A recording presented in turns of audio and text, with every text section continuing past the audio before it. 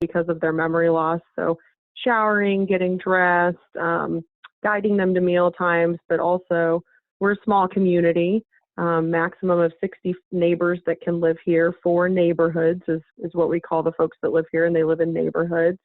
It's a unique setup, and everybody, before they come on to work with us, before they even go to the floor, whether they're housekeeping or dietary, they're trained to work with those living with dementia so that we can help guide them through those moments that they may experience in the journey. And then we also just try to help the family as well. I mean, I always tell families it's like raising kids. No two situations are the same, and nobody gives you a book on how to handle it. And so since it's what we do all day, every day, we also try to help the families and make the process easier on them and their loved one. Right now, through all of this, we are still taking folks in. I do admissions here, so I am able to send out as much information by email. And I'm also doing personal video tours so that you can kind of at least get some idea of the layout of the building.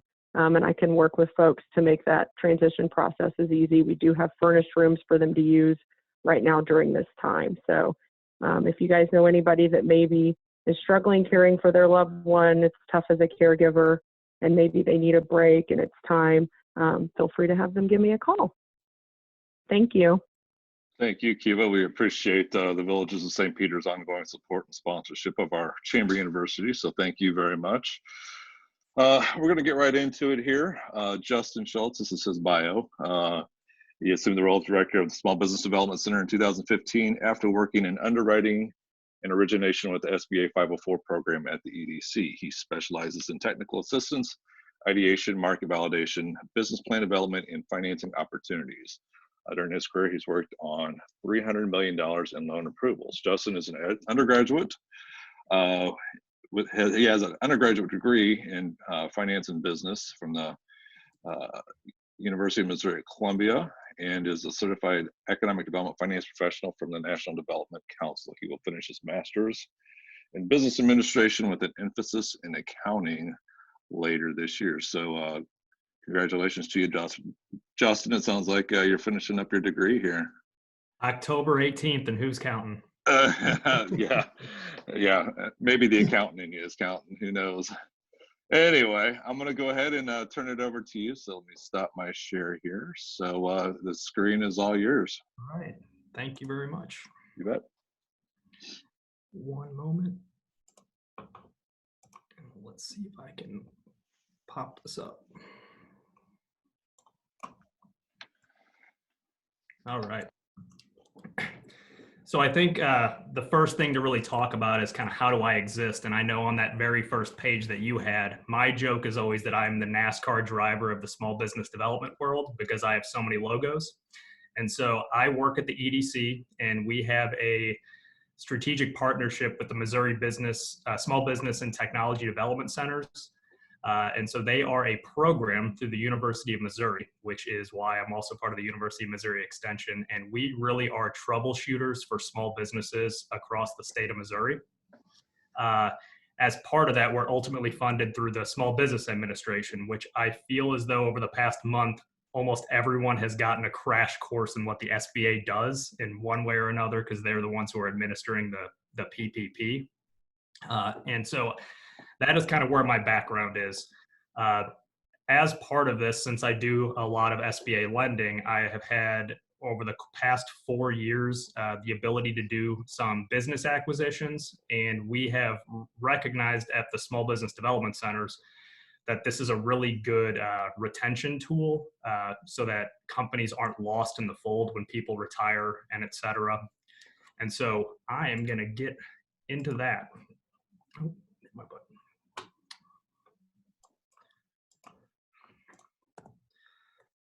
So I think the 4 things that we're going to talk about today really is why is the planning portion important? The next part of it's going to be is how are companies transitioned in general and what types of transitions there are. What can you do now to start that process?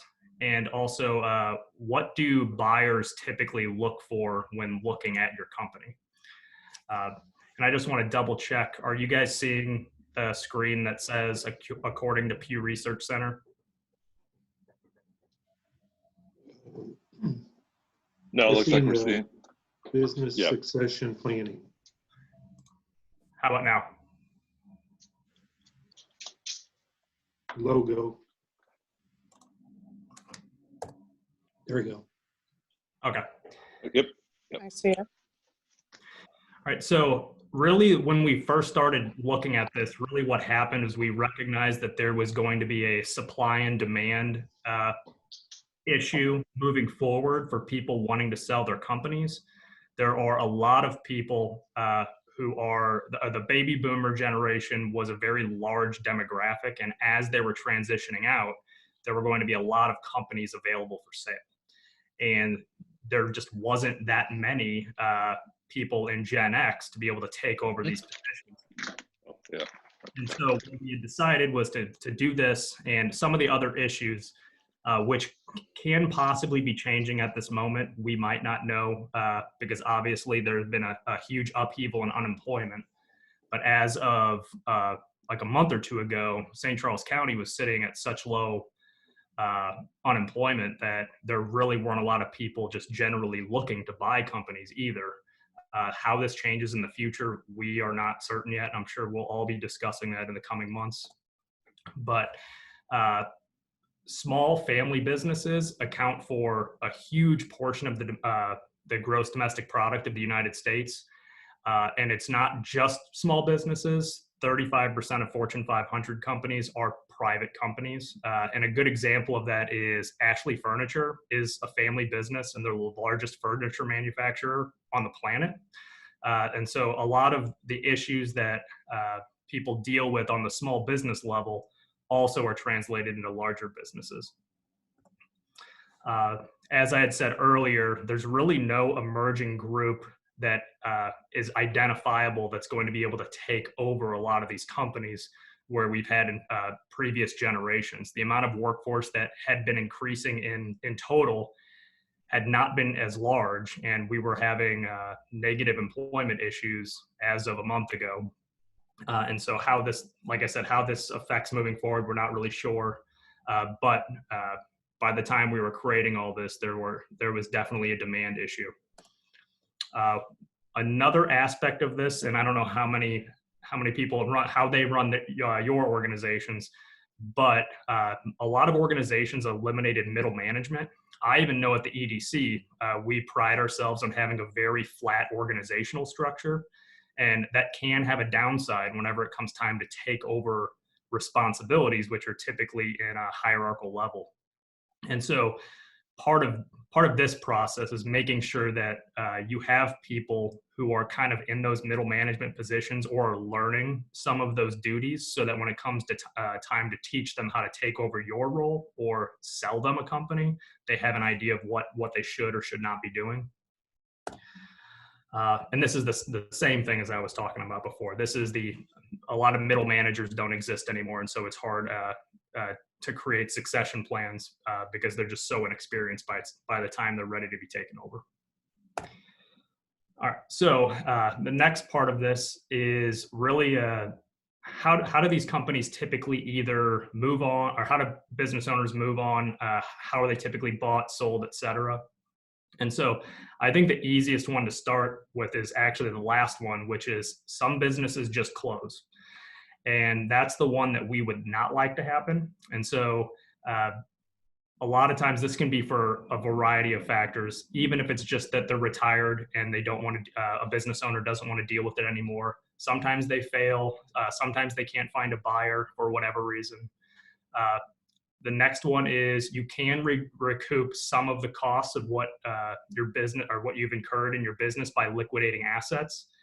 This really is only applicable to companies who do have a lot of fixed assets or something that is purchasable or easily commoditized in the market. This is not something such as accounts receivable. It's not something such as a book of business that comes in some of these other ones. The next major section is whether or not you just give it to somebody. And typically this happens to a family member or employee. My dad owned Busy Bee Plant Land in downtown St. Charles, or right outside downtown St. Charles. And he he asked me this question 7 or 8 years ago, whether or not I wanted to take it over, and it just wasn't for me. And I'm sure that it would have been one of these types of situations. And hindsight 2020, I would never have been ready for that because we didn't go through a lot of the stuff in this. But in this situation, the takeover gift, the parts that we don't talk about are what's the company worth, because there's typically not a transaction involved. And the vast majority of the people that I work with are in the selling section, where they're selling it to somebody who is either, you can sell it to a family member still, you can sell it to an employee, a competitor, or some other third party. The order of operations I typically see is that somebody comes to me and says, hey, I want to sell my company. How do I find somebody to buy it? And so I go through and tell them, do you have an employee that wants to do it? And they'll say yes or no. Then it's, do you have a family member that wants to do it? They'll say yes or no. Have you talked to your competition? Yes or no. And they say, I don't want my competitors to know that I'm selling this company. And so then they go look for a broker. And whenever they realize how much the broker costs, they're going to go talk to their competitors first. And so I will say that most of the companies I have worked with that have gone through a broker. They're very effective, but that doesn't have to be the case. So this is when we polled business owners to see kind of what their thoughts were. A third of them hoped to sell the company. A third of them were hoping that a family member would take over. And a third of them didn't think that it was worth their time and that they were just going to retire. That just kind of gets in the headspace of just how different business owners' thoughts are regarding selling their companies. And then this is also the success rates that we've seen. And how to peg it against what other options are available. So new businesses have a 50% success rate. Non-family purchases are 70% success rate, and family succession is 30% success rate, and the third generations are worse. And one of the things that I'll talk about later in that family succession, one of the major reasons is I think there's just an assumption that the next generation, your kids, or it's nieces or nephews, just know what's going on within the company, and that might not be true. And so you really need to go through the same process that you would go through somebody else buying the company as you would with kids.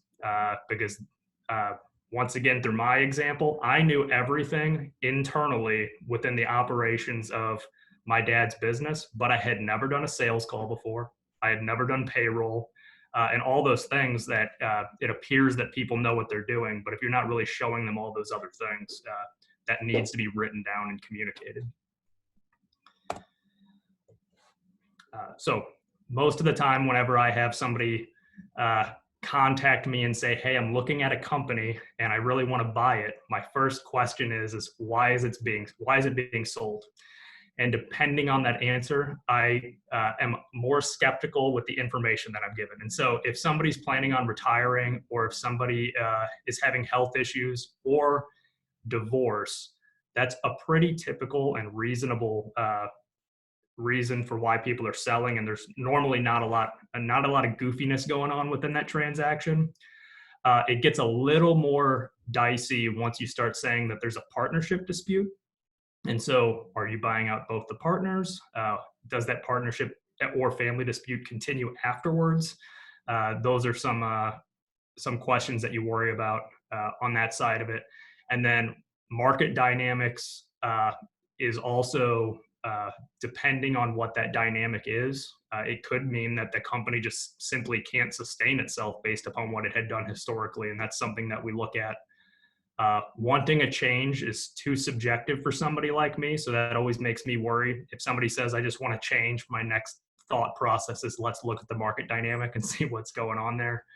And then planned succession, which is the way we really want to do it, is if somebody's gone through all the processes and they get to sail off into the sunset and their company does well moving forward.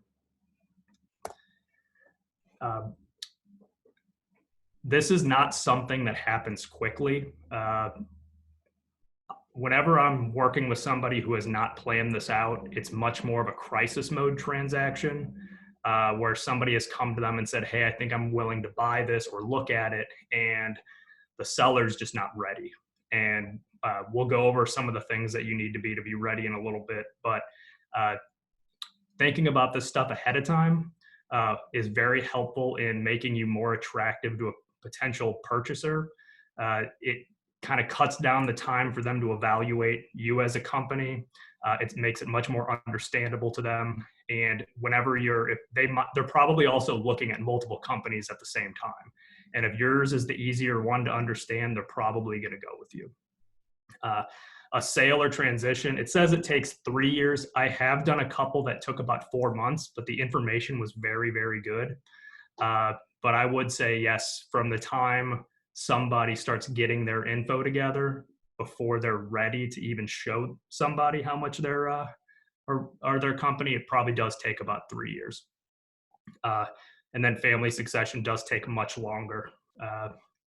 We already talked about the supply and demand. Oh, and one other thing that is very, very important in this process is when you are exiting, you have to take into consideration what your long-term financial goals are.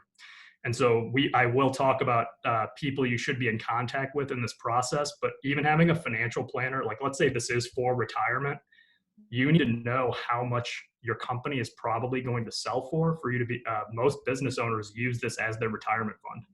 And so if that number is very far off of what you're expecting, that can definitely adversely affect you in retirement. And so that type of information needs to be communicated very clearly so that you even know when you might be able to retire. All right, and so here are people that you should be talking to in this process. Your accountant is very important. And the reason why I say that, and I see this time and time again, but small business owners love to bury expenses in their financial statements, and that can very adversely affect them when it comes time to sell the company. I will go over a few case studies here in a second, kind of just showing what I mean by that. But if you're burying expenses in there that cannot be easily identifiable as money that is that can be captured by the owner, it makes it look like your company is less profitable than it otherwise is. And it's very hard to go back on that. And typically you're looking at the previous 3 years financial statements and tax returns. And unless you want to recast all of your stuff before, this is something that you just need to have a conversation with your accountant about and say, I'm thinking about selling this company within the next 3 years, 5 years, 10 years. What do we need to be doing to make sure that this is easily identifiable cash flow for a potential buyer? We did talk about the financial planning. Make sure that your financial planner understands what your goals are, whether or not it's in retirement or even earlier. A financial planner might not be for you if you're just trying to sell a company and you're still going to work for another 20 years. Everybody's a little bit different. It just depends on your situation. We did talk about a broker agent who's going to be selling the company. If you're retiring, having an estate attorney, making sure that maybe the proceeds from the sale of the company go into a trust. All of those types of things that you'd be taking into consideration. Any other business consultant and lender I added on here because I've seen a lot of times where if you have a really good relationship with your commercial banker, a lot of times they don't want to lose not just your relationship, but the relationship with the company. And if they really already understand and love the company that you have, a lot of times they're the ones who fund the purchase. And so making sure you have a great relationship with them can really help you moving forward. I really do not like this slide. Generation gaps. I think that these differences are not generational differences. I think they're just people differences. And so every owner will look at their company, and even if it's the same company in a different way, going back to my example with my dad's, after I said no, he had one of his employees took over. And their differences were, so my dad wanted everything to be set up at the timetable that he always set everything up. And if He would drive by all the time, and if they were a week behind, he would tell me and call me that they're a week behind. And so that's different. But also, my dad never accepted credit card purchases, which I always thought was crazy. I was like, you can do way more sales with credit, but that was his thing. And so everybody's going to look at it a little bit different. I think where this difference in gap comes into play the most is a lot of times you will be not required, but as part of the purchase contract, there's going to be a non-compete. And there's also going to be maybe stay on for 6 months and do consulting work, 12 months and do consulting work. And that time that you stay on, there can be a little abrasiveness between the previous owner and the new owner, because they're going to have different ideas of what to do. So just be prepared for that. That does happen. There is a long list of documents that you should start preparing for. I will send you guys an email after this that has a template with a lot of this information in it. Not every company needs everything, and it's very much dependent. Not every company has intellectual property documents that they need to show that have value. Not everybody has process manuals.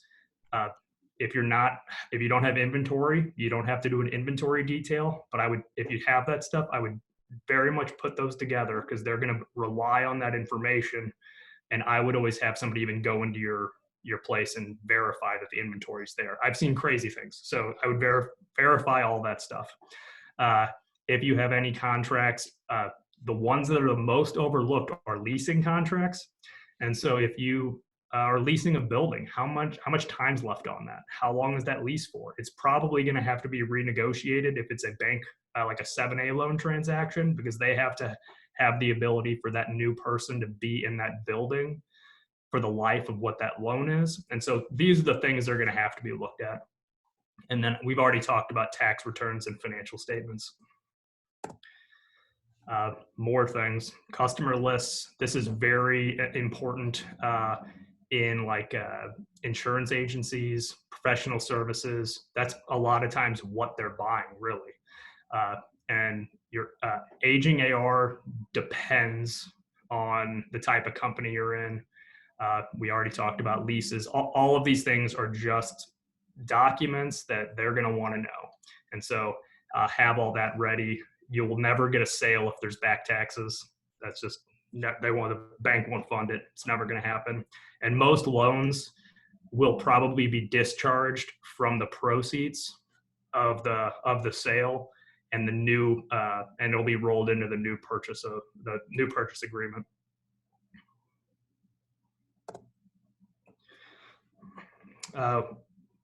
We talked about having to stay on sometimes for 6 months, 12 months, 2 years.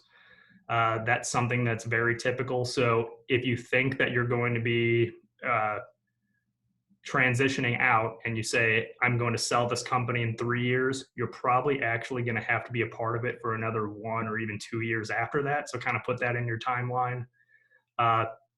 This is something that the customer reaction is something that I work with the purchasers about as well, because you don't want customers reacting negatively. I know every industry, especially professional services, will have some type of standard for how many customers will leave when you buy a book of business, whether or not it's 30%, 40%, 50%. So do know that if you're buying a book of business, I can guarantee you not all of them are going to stay. And this also depends. So what if you've been working for that company for the past 20 years and then you buy it? The customers might have a better reaction to you taking over because they already know you. So it just depends on a case-by-case basis. What does it have? What's the impact on employees? Internally, the parent to child transition can have its own unique challenges, because even though there is a new owner, which is now one of your kids or was your parent, you still have to be able to talk to each other and have Thanksgiving dinner together.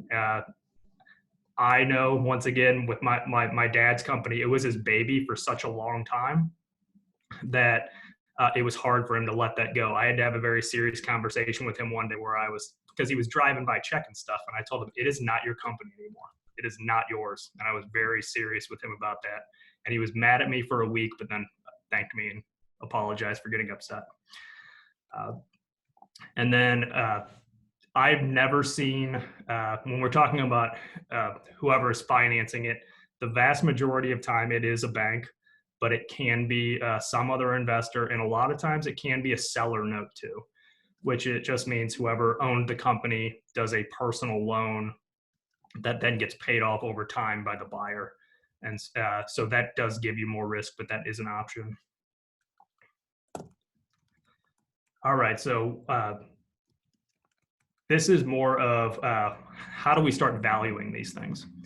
And so in any purchase contract, there's going to be some very specific line items about what is being bought. And what the point of that is a bank is going to look at these in different buckets, just from a collateralization standpoint. Give me 1 second. And so on this list, revenue stream and goodwill and blue sky are probably about the same thing. If you're ever just purchasing ongoing revenue streams, there's really no hard collateral value to it. And so banks don't like doing just those. And most of the time they'll do that as a 7A. Equipment, land, buildings, they love doing that stuff all the time. And so the best business acquisitions I've seen are the ones where people are not just purchasing cash flow, but there's also a building behind it, land and equipment. Intellectual property is incredibly hard to value.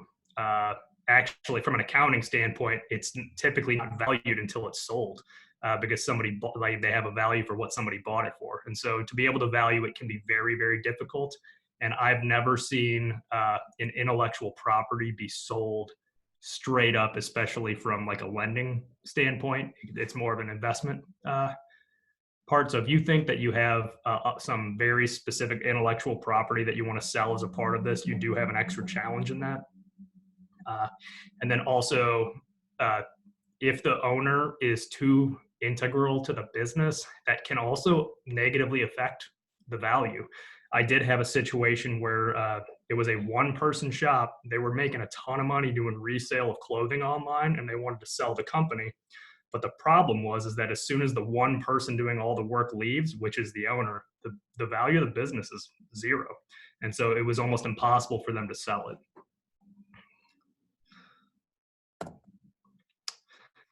And so I think these are a little bit of no-brainers, like what increases your company's value.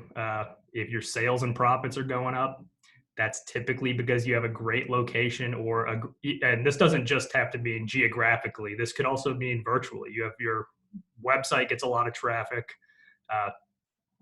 You have a really good demand for product, and it doesn't look like that's going to be changing anytime soon.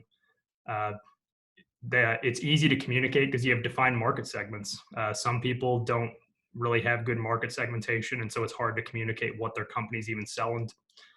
And then also how long your staff has been around, what they know what they're doing, and how hands-on they are. If they don't have to be managed very closely, that can also make it a lot easier for someone who's wanting to buy your company.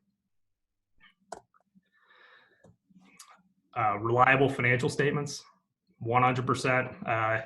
That's probably the one that is the biggest killer in the ones that I see. And it's because as soon as people see the financial statements and there's stuff in there like I did a rehab on my personal residence and all, it gets messy. And I see that all the time, and you're not supposed to do that, but it's hard to, whenever you say you're lying to the federal government and you're telling me about it, how do I know you're not lying to me? That's one of those situations that pops up. So try and clean all that stuff up, talk to your accountant, make sure it's all clean. The newer your facilities are, the better it is. This is also very industry specific. I know car washes, you can down to the gallon, you can tell when those have to be replaced. And so one of my biggest fears is that somebody goes in, buys a business and everything needs to be redone. And then they're already behind before they ever started. So that's something that they're going to have to be looking at. And then whether or not you have any policies and procedures that are documented that you can show them. Most of the time, I never have any regulatory threats or litigation. Litigation more so, but typically not regulatory. Most of the stuff that I deal with in St. Charles County, like we're not doing oil and gas exploration. I think the highest regulatory issues that we ever have is in with medical. So just making sure that people are following all those rules. Some customer relationships are not transferable if it's very, very personal, or there's a break in the contract for if there's a change in ownership. So that's something you need to pay attention to in your contracts moving forward. And then the Dun & Bradstreet rating, in my opinion, is based upon the owner. And so as soon as one owner who is responsible, who has a great Dun & Bradstreet rating leaves, it's going to get bad very quickly if the new owner is not good at that. So I think that one is kind of misleading. All right, and so I'm gonna open this up for any questions before I move on. I'm gonna go through some case studies, but does anybody have any questions thus far? Feel free to unmute yourself, or if you have any questions. How much does any of this change if you have a franchise business? I would say in total, very little. But franchise companies are, a lot of this stuff is already put together for you. So what'll normally happen when somebody's wanting to purchase a franchise location is they will have to, the current franchise owner will have to contact the franchise and basically state, hey, I'm thinking about selling this. And then they will evaluate the purchaser as well. And so a lot of times that means going to training, making sure that nothing falls off the rails whenever there's a transition. But I really like franchises from the standpoint that a business owner doesn't necessarily have to do everything themselves.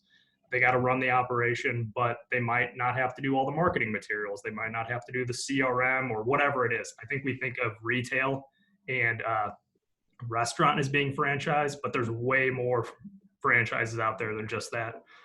Automotive repair, all kinds of stuff. So do they, does the owner have to stick around for those 6 to 12 months to like mentor, or does the new franchise owner get their mentorship from the company? So what I have seen is that it gets it from the company. And so that window, franchises, let's think of it from a new business standpoint. The reason why franchises are so attractive is that somebody who has no experience can get experience from the franchise. And so that transitionary period where you have the previous owner on board, that gets compressed from a much shorter period of time because they do have the franchise support. If that owner's gone, there is still somebody for them to talk to and ask questions. I do have a question, Justin. This is Susan Sands.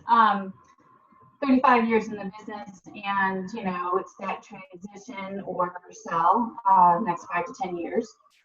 When you figure out like company value, do you seek someone else, a third party, to determine that value, or is it something you guys do, or is it also looking at your name? Your name is a value. Or your, not just your equipment and supplies, but your name and your customer value. How do you determine those things? Yeah, and so what I'll do is we do a basic like scratch and sniff, which is, so all of the value needs to be translated into a monetary value. And so trying all your net income and the amount of, and I'm going to get into this in a second with some of the studies or case studies that I was going to show, but you're looking for at the end of it what's called seller's discretionary earnings. And so at any point in time, how much money could the owner extract from that company? And there are a few different ways to do that, but I think the original question was, do we do that? I do a scratch and sniff to make sure that anytime we have a company, I can look at how much cash is being thrown off of it. And if somebody says, I want to sell it for $4 million, I'm just making up a number. Mm-hmm. You then amortize that out for what a business acquisition under that would be. And if they can't make their first debt payment based upon the historical numbers, we obviously have a price issue. And so that's number one. If we can't even come up with that, we probably have some type of problem. What this does not cover is if you're a company buying another company and you think there's some type of synergy between those two that you can do better than each of you together. That's something that I never touch. And I was actually talking to somebody about that this morning, how that would be something we totally refer out. And then when it comes to actually doing the valuation, you can't really separate the fixed assets. The fixed assets are going to be a part of it. So any bank is going to have to do an independent evaluation of those. And then they'll also do an independent evaluation of the ongoing cash flow, the same way they would for a piece of real estate. The SBA requires it to be independent. When I first got into this, right before the financial collapse, they weren't independent, and that turned into a problem. So no matter what I come up with, even if we're talking about it, you're going to have to get some other type of valuation done. Okay. Does that answer the question? Yeah, so basically you're saying I should probably hire a third party to come in and do an evaluation once I get all my paperwork and everything together to understand where we're at now and how that transition can happen. Yeah, and so what I normally see is somebody like you having a third party do it, and then you go out into the market during the sale, and then no matter who scoops it up, whatever bank they have will order another one on top of it. Okay. Gotcha. Thank you. Any other questions? All right. I guess you're good to move on. Right.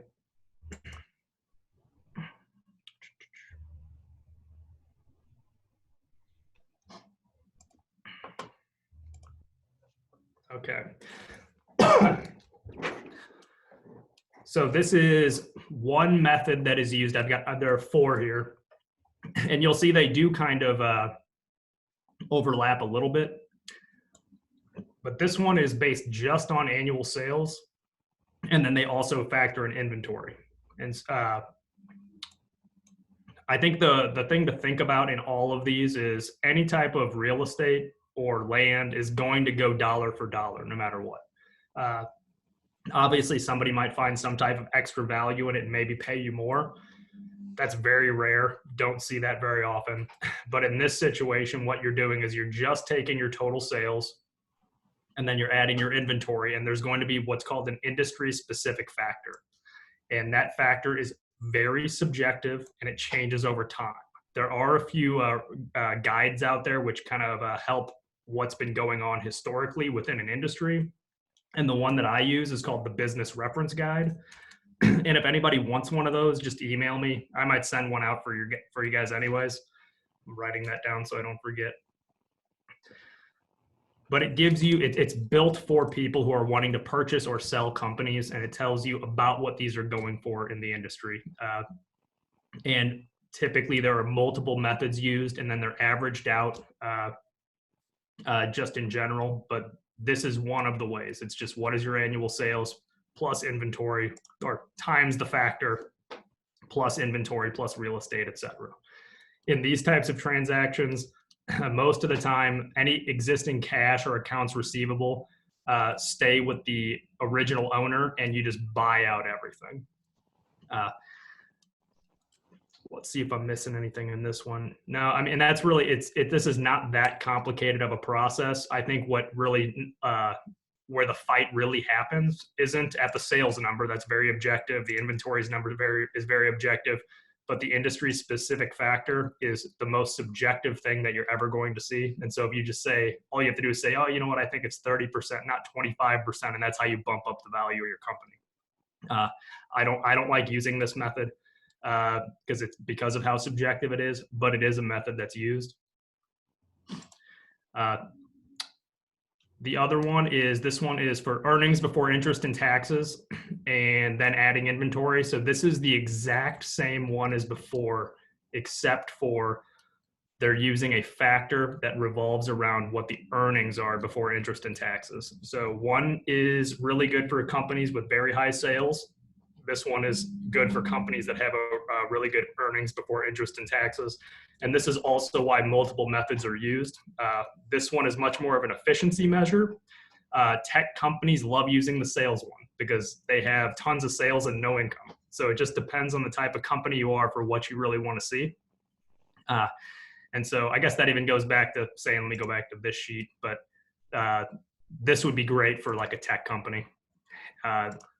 This one would be great for a company who doesn't have or who has maybe not much depreciation or amortization and wants to really just bump up what their earnings look like. And then the next one is earnings before interest, taxes, depreciation, amortization, plus inventory. And so if you do have a lot of depreciation and amortization and your income is zeroed out every year because of that, this is a good method for you because it kind of shows really what your cash value is rather than just what your accounting income value is. And once again, the subjective part of all of these is whatever this factor is, and the industry specific factor. And it changes yearly and all the time. And depending on the size of your company, it can be different. I know a lot of times, like an automotive repair, if the income is less than 80,000 a year, it's probably 1. But if you have a automotive repair shop that's doing 250,000 in income, it might be times 3, and it's because those are very rare, and so those are great operations, and people are willing to buy those.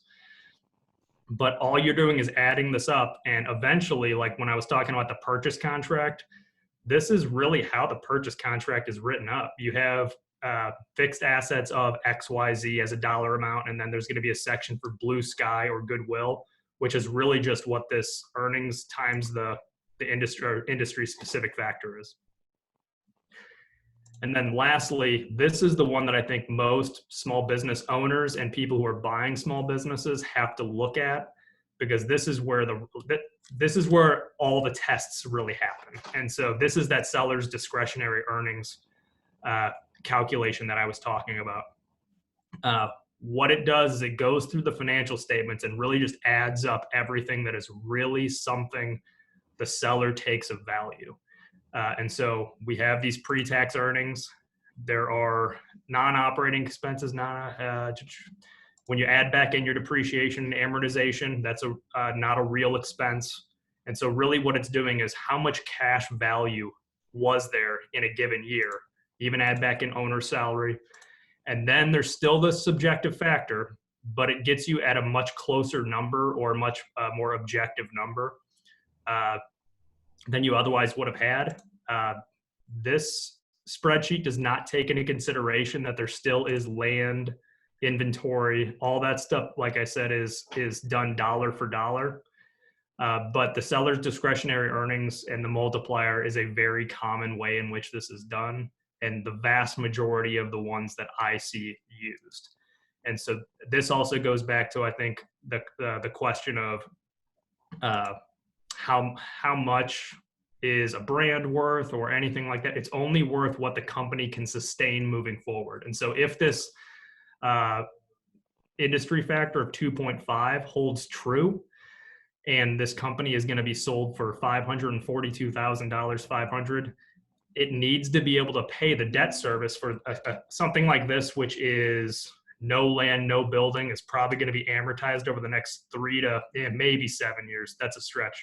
But even at 5, can it pay off a $500,000 loan over the next 5 years based upon the seller's discretionary earnings? The answer is it probably can, but does the owner want to live off of $35,000 a year for the next 5 years? And so these are those hard questions. This is where it really starts, the negotiating starts happening at that point. And so those are the real 4 methods that I see quoted very often. And I see the owners and the sellers arguing the most about this method 4, which is the seller's discretionary earnings. Traps not to fall in when doing the SDE is, when I was talking about being very communicative with your accountant, make sure there's no, for lack of a better term, funny business. Make sure it's labeled very specifically. I've had situations where somebody says, well, yeah, the one employee, it's actually my brother-in-law and we don't need them, we're just paying them. There's no way for a purchaser to verify that. And so it does not look like it's true. And so all of those things need to be very, very cleaned up and very, very obvious. So whoever is looking at this in the future knows, oh, that's money for me, and I can put that toward paying this down in the future. And so it just makes sure that your value is maxed out as much as it can be. I am going to go back to 1 second.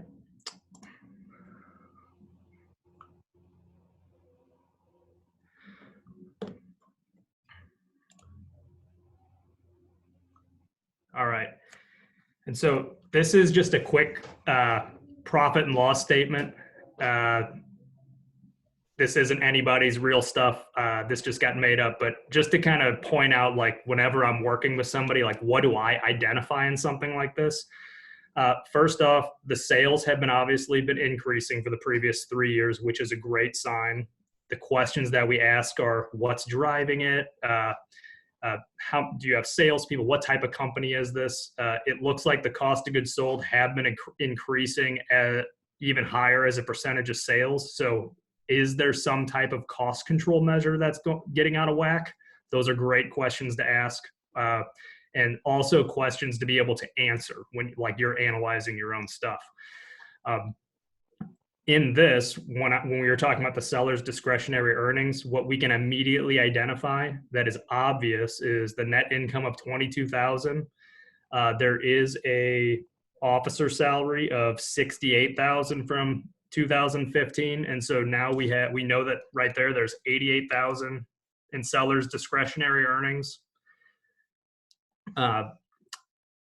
One thing that's on here that I would not be able to identify is if any of the payroll taxes are part of that is taxes paid for officer salary. And so once again, anything that goes into that officer amount or something that is drawn, even if it's health insurance, that does count as a benefit to the owner. And so make sure that anything that is an owner benefit is definitely separated out. In here, there's utilities and telephone. Are those owner telephones? All the other stuff that goes into that. This also tells me by reading this, there's leased equipment, and I'm going to guess, since there's rent expense, that they don't own their building, and there would be some other type of depreciable asset depending on where they're located. Let's see, there's a balance sheet after this. I haven't looked at this one in a while. And so, yep, there's leasehold improvements on here, furnitures and fixtures. And so now we do have fixed assets, which get bought possibly dollar for dollar. The furniture and equipment is negotiable. The leasehold improvements are negotiable. The equipment and machinery probably is not. That needs to be dollar for dollar.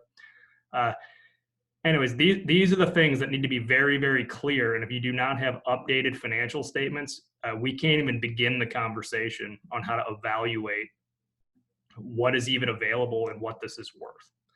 And I really think the person who helps you the most in this process is your accountant, and making sure that they know that this is something that you're trying to do. And also, CPAs are not the same as managerial accountants. CPAs are there, and their job is to make sure you pay the least amount of taxes possible. And sometimes the least amount of taxes possible is not the best way to show how much your company's worth. And so I think just be very, very communicate with them that. Yeah, I think that demonstrates the point. In any of this, does anybody have any additional questions? I know we went over a few technical things very, very quickly, but I'm kind of getting crunched on time.